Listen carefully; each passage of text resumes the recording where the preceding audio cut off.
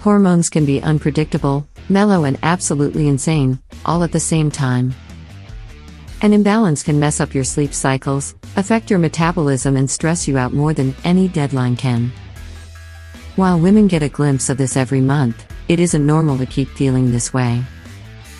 Starting our periods and ending our periods is mandatory. That's a life cycle, but suffering and symptomatic is optional, and that's a function of hormonal imbalance, whether we're in our teens or in perimenopause or menopause age range.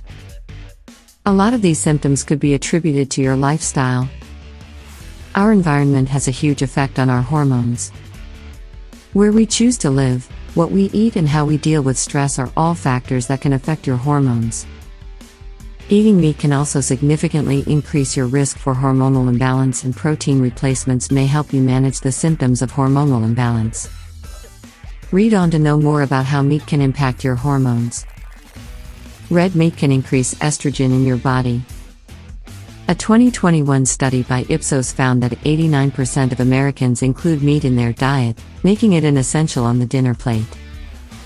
But if you are what you eat and you eat meat, you may just be a cocktail of hormones, protein, and plastic. There are harmful hormones in the meats we are consuming given to the animal to promote their growth. When we consume these hormones, they create problems in our bodies. Hormones like estrogen and testosterone are injected into cows and other animals to make them fatter and produce more meat and milk.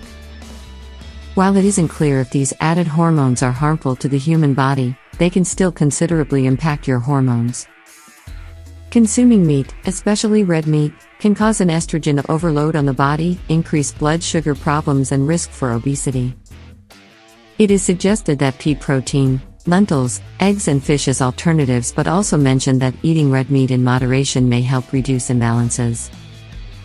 If you're not keen on meatless Mondays or any other day of the week, Craig Minowa, an environmental scientist, says, the best way to do that is to look for organic products, or to buy locally.